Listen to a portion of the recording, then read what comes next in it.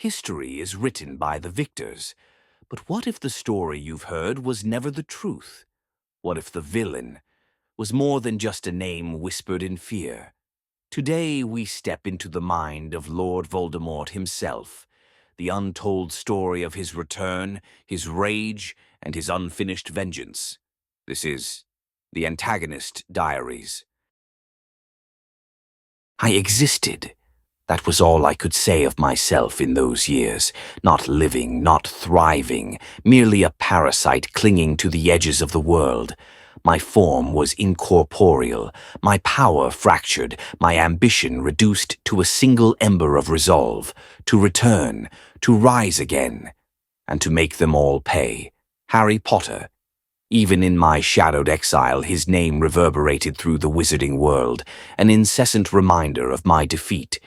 The boy who lived, a child who had done what no wizard had ever managed, to best Lord Voldemort, not through his strength or cunning, but by accident, by his mother's blind, stupid love. How I loathed him, even as I acknowledged the bitter truth. He was my undoing, but I had not fallen so far as to give in to despair. The greater the fall, the more devastating the return. And when Quirrell stumbled upon me in Albania, trembling and stammering like a cornered rabbit, I saw my chance. He was nothing, a weak-willed academic, consumed by his own insecurities. But he had what I needed, a body, a vessel, a way to reach out from the darkness. Quirrell believed he had sought me out of curiosity, some academic hunger for the arcane. I stripped that delusion from him quickly. I forced him to his knees, and when his whimpering subsided, I whispered promises of power into his ear. He crumbled as easily as dry parchment. He became mine, mind and soul. Through him I returned to Hogwarts. My Hogwarts. The halls that had once echoed with my ambitions now felt hollow, tainted by mediocrity and the stench of Dumbledore's influence. That old fool, perched on his high throne of morality, stood as my greatest obstacle. But he was not infallible. No one was. The Philosopher's Stone, Nicholas Flamel's great work. It was hidden within the castle, a secret I wrenched from Quirrell's mind when he first learned of it. The stone would be my salvation. With it, I could forge a new body, restore my strength, and achieve immortality beyond even my wildest dreams. But Flamel and Dumbledore had conspired to shroud it in a web of childish obstacles, a three-headed dog, a tangle of enchanted plants, puzzles and traps that seemed almost designed to test students rather than repel a true threat. It insulted me. They insulted me. But there was another complication, one I had not anticipated. The boy, Potter. He was at Hogwarts. Fate, it seemed, was determined to intertwine our paths. I watched him through Quirrell's eyes, a scrawny child with no discernible talent or intellect.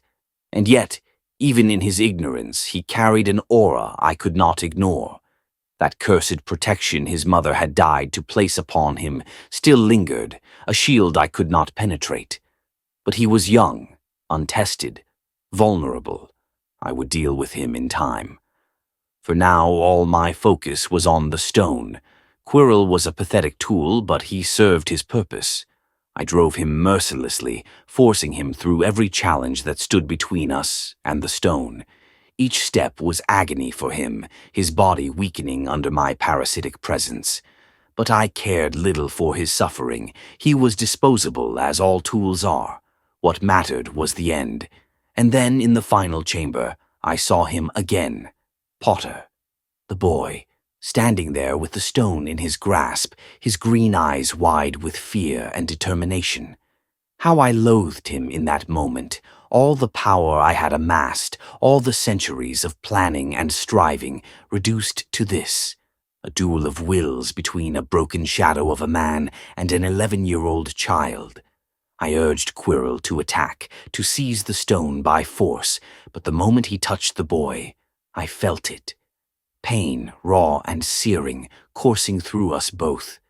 His mother's magic, that insufferable love, burned through me as if her hands still shielded him. Quirrell screamed as his body began to disintegrate under the strain. I tried to hold on, to fight through the agony. But it was futile. In that moment, I knew I had lost. Again, I fled, abandoning Quirrell to his death. My spirit, fractured and wailing, slipped into the shadows once more. Weak, defeated, but not destroyed, never destroyed. I lingered in the darkness, nursing my hatred, clinging to the promise of my return. Potter had bested me once more, but he had not ended me. I would find another way, another body, another chance.